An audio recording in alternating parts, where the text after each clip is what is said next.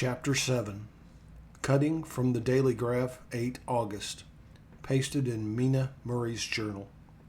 From a correspondent, Whitby. One of the greatest and suddenest storms on record has just been experienced here, with results both strange and unique. The weather had been somewhat sultry, but not to any degree uncommon in the month of August. Saturday evening was as fine as was ever known, and the great body of holiday-makers laid out yesterday for visits to Mulgrave Woods, Robin Hood's Bay, Rigmall, Runswick, Staithes, and the various trips in the neighborhood of Whitby. The steamers Emma and Scarborough made trips up and down the coast, and there was an unusual amount of tripping both to and from Whitby. The day was unusually fine till the afternoon, when some of the gossips who frequent the East Cliff churchyard, and from the commanding eminence watch the wide sweep of sea visible to the north and east, called attention to a sudden show of mares' tails high in the sky to the northwest. The wind was then blowing from the southwest in the mild degree, which in barometrical language is ranked number 2, light breeze. The Coast Guard on duty at once made report, and one old fisherman who far more than half a century has kept watch on weather signs from the East Cliff foretold in an emphatic manner the coming of a sudden storm.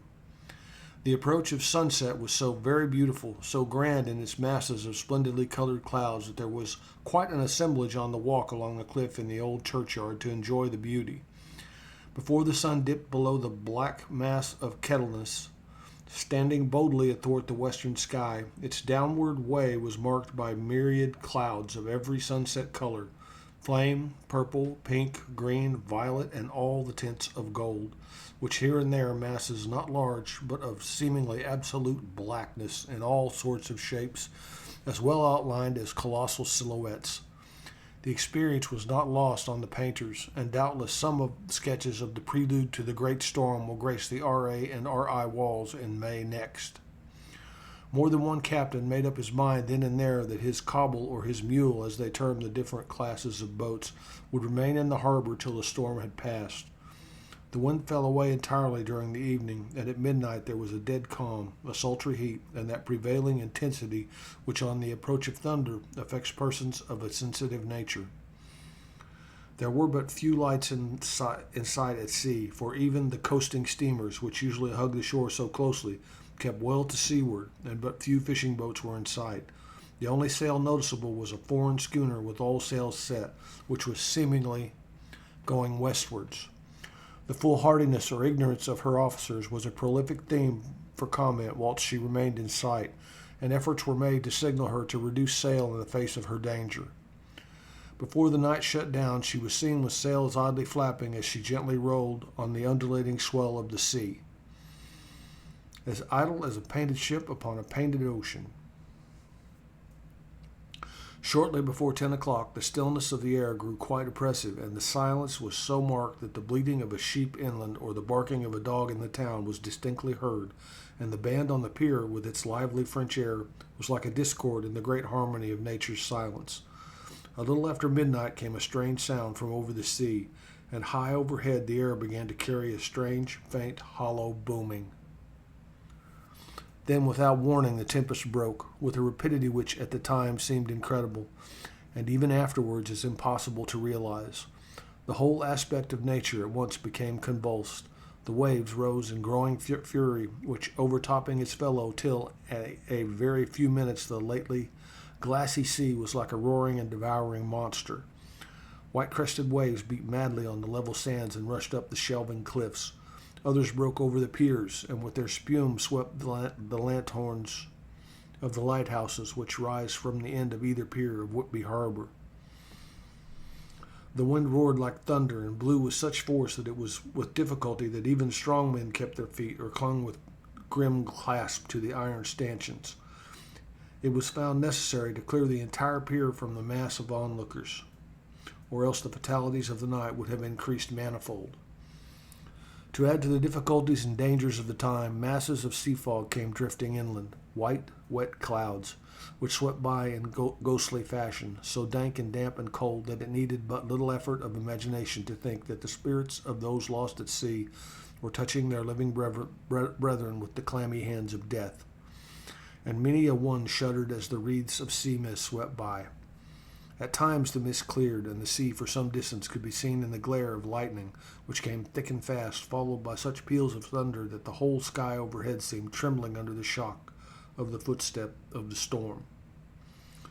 Some of the scenes thus revealed were of immeasurable grandeur and of absorbing interest. The sea, running mountains high, threw skywards with each wave mighty masses of white foam, which the tempest seemed to snatch at and whirl away into space. Here and there a fishing boat, with a rag of sail, running madly for shelter before the blast, now and again the white wings of storm-tossed seabird. On the summit of the east cliff the new searchlight was ready for experiment, but had not yet been tried. The officers in charge of it got it into working order, and in the pauses of onrushing mist swept with it the surface of the sea. Once or twice its service was most effective, as when a fishing boat, with gunwale under water, rushed into the harbor, able, by the guidance of the sheltering light, to avoid the danger of dashing against the piers. As each boat achieved the safety of the port, there was a shout of joy from the mass of people on the shore, a shout which for a moment seemed to cleave the gale and was then swept away in its rush. Before long, the searchlight discovered some distance away a schooner with all sails set, apparently the same vessel which had been noticed earlier in the evening. The wind had by this time backed to the east, and there was a shudder amongst the watchers on the cliff as they realized the terrible danger in which she now was. Between her and the port lay the great flat reef, on which so many good ships have from time to time suffered, and with the wind blowing from its present quarter, it would be quite impossible that she should fetch the entrance of the harbor. It was now nearly the hour of high tide, but the waves were so great that in their troughs the shallows of the shore were almost visible, and the schooner, with all sails set, was rushing with such speed that, in the words of one old salt, she must fetch up somewhere, if it was only in hell. Then came another rush of sea fog, greater than any hitherto, a mass of dank mist which seemed to close on all things like a grey pall, and left available to men only the organ of hearing. For the roar of the tempest and the crash of the thunder and the booming of the mighty billows came through the damp oblivion even louder than before. The rays of the searchlight were kept fixed on the harbor mouth across the east pier, where the shock was expected, and men waited breathless. The wind suddenly shifted to the northeast, and the remnant of the sea fog melted in the blast. And then Mirabelle Dictu, between the piers, leaping from wave to wave as it rushed at headlong speed, swept the strange schooner before the blast, with all sails set, and gained the safety of the harbor. The searchlight followed her, and a shudder ran through all who saw her, for lashed to the helm was a corpse with drooping head, which swung horribly to and fro at each motion of the ship. No other form could be seen on the deck at all. A great awe came on all as they realized that the ship, as if by a miracle, had found the harbor unsteered save by the hand of a dead man. However, all took place more quickly than it takes to write these words. The schooner paused not, but rushing across the harbor, pitched herself on that accumulation of sand and gravel washed by many tides and many storms into the southeast corner of the pier, jutting under the east cliff, known locally as Tate Hill Pier. There was, of course, a considerable concussion as the vessel drove up on the sand heap. Every spar, rope, and stay was strained, and some of the top hammer came crashing down. But strangest of all, the very instant the shore was touched, an immense dog sprang up on deck from below, as if shot up by the concussion, and running forward jumped from the bow on the sand. Making straight for the steep cliff where the churchyard hangs over the laneway to the east pier so steeply that some of the flat tombstones, thrusteins, and throughstones, as they call them in Whitby vernacular, actually project over where the sustaining cliff has fallen away. It disappeared in the darkness, which seemed intensified just beyond the focus of the searchlight. It so happened that there was no one at the moment on Tate Hill Pier, as all those whose houses are in close proximity were either in bed or were out on the heights above. Thus, the Coast Guard on duty on the eastern side of the harbor, who at once ran down the little pier, was the first to climb aboard.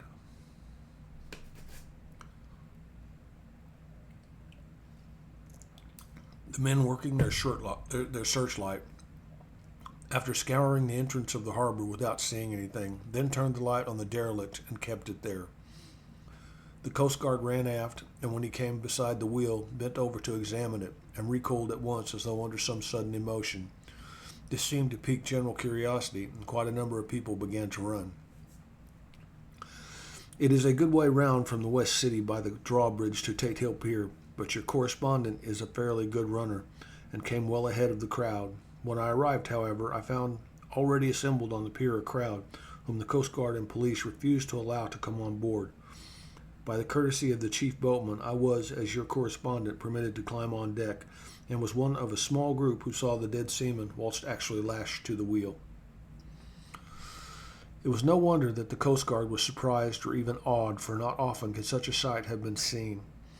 The man was simply fastened by his hands, tied one over the other to a spoke of the wheel. Between the inner hand and the wood was a crucifix, the set of beads on which it was fastened being around both wrists and wheel, and all kept fast by the binding cords. The poor fellow may have been seated at one time, but the flapping and buffeting of the sails had worked through the rudder of the wheel and had dragged him to and fro, so that the cords with which he was tied had cut the flesh to the bone. Accurate note was made of the state of the things, and a doctor, Surgeon J. M. Caffin of 33 East Elliott Place, who came immediately after me, declared, after making examination, that the man must have been dead for quite 2 days. In his pocket was a bottle, carefully corked, empty save for a little roll of paper, which proved to be the addendum to the log. The Coast Guard said the man must have tied up his own hands, fastening the knots with his teeth. The fact that a Coast Guard was the first on board may save some complications later on in the Admiralty Court, for Coast Guards cannot claim the salvage, which is the right of the first civilian entering on a derelict. Already, however, the legal tongues are wagging, and one young law student is loudly asserting that the rights of the owner are already completely sacrificed, his property being held in contravention of the statutes of Mortmain, since the tiller as emblemship, if not proof of delegated possession, is held in a dead hand. It is needless to say that the dead steersman has been reverently removed from the place where he held his honorable watch and ward till death, a steadfastness as noble as that of the young Casabianca, and placed in the mortuary to await inquest. Already the sudden storm is passing, and its fierceness is abating. Crowds are scattering backward, and the sky is beginning to redden over the Yorkshire wolds. I shall send in time for your next issue further details of the derelict ship which found her way so miraculously into harbor in the storm. 9 August. The sequel to the strange arrival of the derelict in the storm last night is almost more startling than the thing itself. It turns out that the schooner is Russian from Varna and is called the Demeter. She is almost entirely in ballast of silver sand, with only a small amount of cargo, a number of great wooden boxes filled with mold. This cargo was consigned to a Whitby solicitor, Mr. S.F. Billington of 7 The Crescent, who this morning went aboard and took formal possession of the goods consigned to him. The Russian consul, too, acting for the charter party, took formal possession of the ship and paid all harbor dues, etc. Nothing is talked about here today except the strange coincidence. The officials of the Board of Trade have been most exacting in seeing that every compliance has been made with existing regulations, as the matter is to be a 9 days' wonder. They are evidently determined that there shall be no cause of other complaint. A good deal of interest was abroad concerning the dog which landed when the ship struck, and more than a few of the members of the SPCA, which is very strong in Whitby, have tried to befriend the animal. To the general disappointment, however, it was not to be found. It seems to have disappeared entirely from the town. It may be that it was frightened and made its way on to the moors, where it is still hiding in terror. There are some who look with dread on such a possibility, lest later on it should itself become a danger, for it is evidently a fierce brute. Early this morning a large dog, a half-bred mastiff, belonging to a coal merchant close to Tate Hill Pier, was found dead in the roadway opposite its master's yard. It had been fighting, and manifestly had had a savage opponent, for its throat was torn away, and its belly was slit open as if with a savage claw. Later, by the kindness of the Board of Trade Inspector, I have been permitted to look over the logbook of the Demeter, which was in order up to within 3 days, but contained nothing of special interest except as to facts of the missing men. The greatest interest, however, is with regard to the paper found in the bottle, which was today produced at the inquest, and a more strange narrative than the two between them unfolded has not been my lot to come across. As there is no motive for concealment, I am permitted to use them, and accordingly send you a transcript, simply omitting technical details of seamanship and supercargo. It almost seems as though the captain had been seized with some kind of mania before he had got well into blue water, and that this had developed persistently throughout the voyage. Of course, my statement must be taken cum grano, since I am writing from the dictation of a clerk of the Russian consul, who kindly translated for me, time being short. Log of the Demeter, Varna to Whitby. Written 18 July, things so strange happening that I shall keep accurate note henceforth till we land. On 6 July, we finished taking in cargo, silver sand and boxes of earth. At noon set sail, east wind fresh, crew 5 hands, 2 mates, cook, and myself, captain. On 11 July, at dawn entered Bosphorus, boarded by Turkish customs officer, Bakshish, all correct, underway at 4 p.m. On 12 July, through Dardanelles, more customs officers and flagboat of guarding squadron, Bakshish again. Work of officers thorough, but quick. Want us off soon. At dark, passed into Archipelago. On 13 July, passed Cape Matapon. Crew dissatisfied about something, seemed scared, but would not speak out. On 14 July, was somewhat anxious about crew, men all steady fellows, who sailed with me before. Mate could not make out what was wrong. They only told him there was something, and crossed themselves. Mate lost temper with one of them that day and struck him. Expected fierce quarrel, but all was quiet.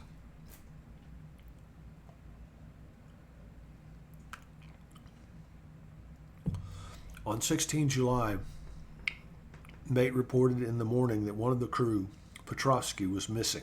Could not account for it. Took larboard watch 8 bells last night. Was relieved by M. Ramoff, but did not go to bunk. Men more downcast than ever. All said they expected something of the kind, but would not say more than there was something aboard. Mate getting very impatient with them, feared some trouble ahead. On 17 July, yesterday, one of the men, Olgaron, came to my cabin, and in an awestruck way confided to me that he thought there was a strange man aboard the ship.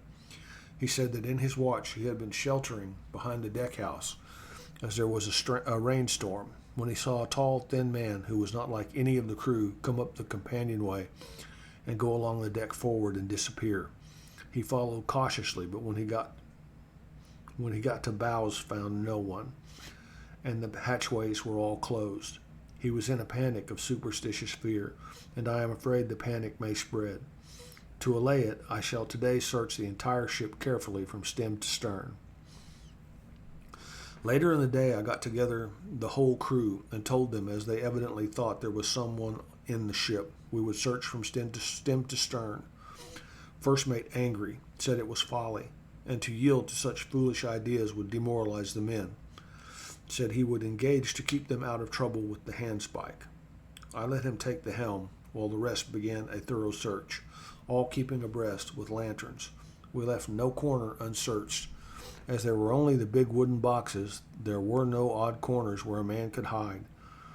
Men much relieved when search over, and went back to work cheerfully. First mate scowled, but said nothing. 22 July. Rough weather last 3 days. All hands busy with sails. No time to be frightened. Men seem to have forgotten their dread. Mate cheerful again, and all on good terms. Praise men for work in bad weather. Past Gibraltar and out through the Straits. All well. 24 July. There seems some doom over this ship. Already a hand short, and entering the Bay of Biscay with wild weather ahead. And yet last night another man lost, disappeared like the first. He came off his watch and was not seen again. Men all in a panic of fear sent a round robin asking to have double watch as they fear to be alone. Mate angry. Fear there will be some trouble, as either he or the men will do some violence. 28 July. 4 days in hell, knocking about in a sort of maelstrom, and the wind a tempest. No sleep for anyone. Men all worn out. Hardly know how to set a watch, since no one fit to go on. Second mate volunteered to steer and watch and let men snatch a few hours' sleep. Wind abating, seas still terrific, but feel them less as ship is steadier. 29 July. Another tragedy. Had single watch tonight, as crew too tired to double. When morning watch came on deck, could find no one except steersman. Raised outcry, and all came on deck. Thorough search, but no one found. Are now without second mate, and crew in a panic. Mate and I agreed to go armed henceforth and wait for any sign of cause. 30 July. Last night, rejoiced we are nearing England. Weather fine, all sails set, retired worn out. Slept soundly, awakened by mate, telling me that both men of watch and steersman missing. Only self and mate and 2 hands left to work ship. 1 August. 2 days of fog and not a sail sighted. Had hoped when in the English Channel to be able to signal for help to get in somewhere. Not having power to work sails, have to run before wind. Dare not lower, as could not raise them again. We seem to be drifting to some terrible doom. Mate now more demoralized than either of men. His stronger nature seems to have worked inwardly against himself. Men are beyond fear, working stolidly and patiently, with minds made up to worst. They are Russian, he Romanian. 2 August, midnight. Woke up from few minutes' sleep by hearing a cry, seemingly outside my port. Could see nothing in fog. Rushed on deck and ran against mate. Tells me he heard cry and ran, but no sign of man on watch. One more gone. Lord help us. Mate says we must be past Straits of Dover, as in a moment of fog lifting he saw North Foreland, just as he heard the man cry out. If so, we are now off in the North Sea, and only God can guide us in the fog, which seems to move with us, and God seems to have deserted us. 3 August. At midnight, I went to relieve the man at the wheel, and when I got to it, found no one there. The wind was steady, and as we ran before it, there was no yawing. I dared not leave it, so shouted for the mate. After a few seconds, he rushed up on deck in his flannels. He looked wild-eyed and haggard, and I greatly fear his reason has given way. He came close to me and whispered hoarsely with his mouth to my ear, as though fearing the very air might hear. It is here. I know it now. On the watch last night I saw it, like a man, tall and thin and ghastly pale. It was in the bows and looking out. I crept behind it and gave it my knife, but the knife went through it empty as the air. And as he spoke, he took the knife and drove it savagely into space. Then he went on, but it is here, and I'll find it. It is in the hold, perhaps in one of those boxes. I'll unscrew them one by one and see.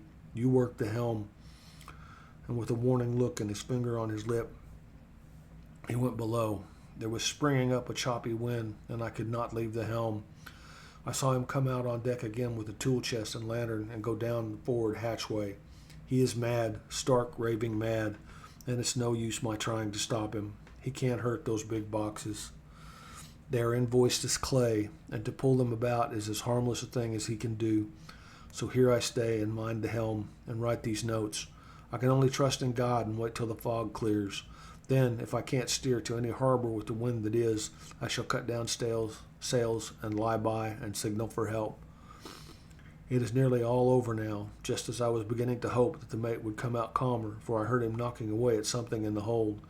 And work is good for him. There came up the hatchway a sudden, startled scream, which made my blood run cold. and up on the deck he came as if shot from a gun, a raging madman, with his eyes rolling and his face convulsed with fear. Save me, he cried, then looked around on the blanket of fog. His horror turned to despair. In a steady voice he said, "You had better come too, Captain, before it is too late. He is there.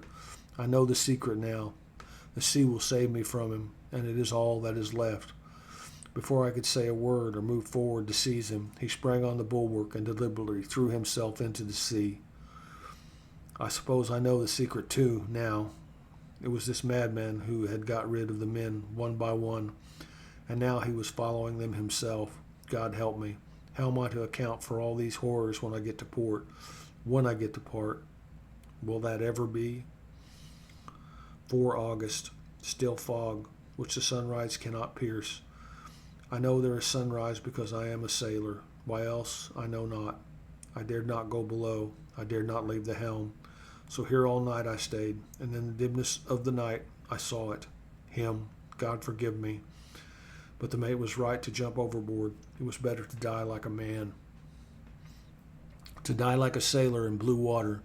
No man can object. But I am captain, and I must not leave my ship. But I shall baffle this fiend or monster, for I shall tie my hands to the wheel when my strength begins to fail, and along with them I shall tie that which it dare not touch. And then, come good wind or foul, I shall save my soul and my honor as a captain. I am growing weaker, and the night is coming on. If he can look me in the face again, I may not have time to act. If we are wrecked, mayhap this bottle may be found, and those who find it may understand. If not, well, then all my men shall know that I have been true to my trust. God and the Blessed Virgin and the saints help a poor ignorant soul trying to do his duty. Of course, the verdict was an open one. There is no evidence to adduce, and whether or not the man himself committed the murders, there is now none to say. The folk here hold almost universally that the captain is simply a hero, and he is to be given a public funeral. Already it is arranged that his body is to be taken with a train of boats up the Esk for a piece, and then brought back to Tate Hill Pier and up the Abbey steps, for he is to be buried in the churchyard on the cliff. The owners of more than 100 boats have already given in their names as wishing to follow him to the grave. No trace has ever been found of the great dog, at which there is much mourning, for with public opinion in its present state, he would, I believe, be adopted by the town. Tomorrow will see the funeral, and so will end this one more mystery of the sea. Mina Murray's Journal. 8 August. Lucy was very restless all night, and I too could not sleep. The storm was fearful, and as it boomed loudly among the chimney pots, it made me shudder. When a sharp puff came, it seemed to be like a distant gun. Strangely enough, Lucy did not wake, but she got up twice and dressed herself. Fortunately, each time I woke in time and managed to undress her without waking her, and got her back to bed. It is a very strange thing, this sleepwalking, for as soon as her will is thwarted in any physical way, her intention, if there be any, disappears, and she yields herself almost exactly to the routine of her life. Early in the morning, we both got up and went down to the harbor to see if anything had happened in the night. There were very few people about, and though the sun was bright and the air clear and fresh, the big grim-looking waves that seemed dark themselves because the foam that topped them was like snow, forced themselves in through the mouth of the harbor, like a bullying man going through a crowd. Somehow I felt glad that Jonathan was not on the sea last night, but on land. But oh, is he on land or sea? Where is he, and how? I am getting fearfully anxious about him. If I only knew what to do, and could do anything. 10 August. The funeral of the poor sea captain today was most touching. Every boat in the harbor seemed to be there, and the coffin was carried by captains all the way from Tate Hill Pier up to the churchyard. Lucy came with me, and we went early to our old seat, whilst the cortege of boats went up the river to the viaduct and came down again. We had a lovely view, and saw the procession nearly all the way. The poor fellow was laid to rest near our seat, so that we stood on it when the time came, and saw everything. Poor Lucy seemed much upset. She was restless and uneasy all the time, and I cannot but think that her dreaming at night is telling on her. She is quite odd in one thing. She will not admit to me that there is any cause for restlessness, or if there be, she does not understand it herself. There is an additional cause in that poor Mr. Swales was found dead this morning on our seat, his neck being broken. He had evidently, as the doctor said, fallen back in the seat in some sort of fright, for there was a look of fear and horror on his face that the men said made them shudder. Poor dear old man. Lucy is so sweet and sensitive that she feels influences more acutely than other people do. Just now she was quite upset by a little thing which I did not much heed, though I am myself very fond of animals. One of the men who came up here often to look for the boats was followed by his dog. The dog is always with him. They are both quiet persons, and I never saw the man angry, nor heard the dog bark. During the service, the dog would not come to its master, who was on the seat with us, but kept a few yards off, barking and howling. Its master spoke to it gently, and then harshly, and then angrily, but it would neither come nor cease to make a noise. It was in a fury, with its eyes savage, and all its hair bristling out like a cat's tail when puss is on the war-path. Finally, the man too got angry, and jumped down and kicked the dog, and then took it by the scruff of the neck and half dragged and half threw it on the tombstone on which the seat is fixed. The moment it touched the stone, the poor thing began to tremble. It did not try to get away, but crouched down, quivering and cowering, and was in such a pitiable state of terror that I tried, though without effect, to comfort it. Lucy was full of pity too, but she did not attempt to touch the dog, but looked at it in an agonized sort of way. I greatly fear that she is of too supersensitive a nature to go through a world without trouble. She will be dreaming of this tonight, I am sure. The whole agglomeration of things, the ship steered into port by a dead man, his attitude, tied to the wheel with a crucifix and beads, the touching funeral, the dog, now furious and now in terror, will all afford material for her dreams. I think it will be best for her to go to bed tired out physically, so I shall take her for a long walk by the cliffs to Robin Hood's Bay and back. She ought not to have much inclination for sleepwalking then. That's the end of chapter 7. I hope you enjoyed this reading. I hope you have a wonderful day. Catch you on the flip side. Bye.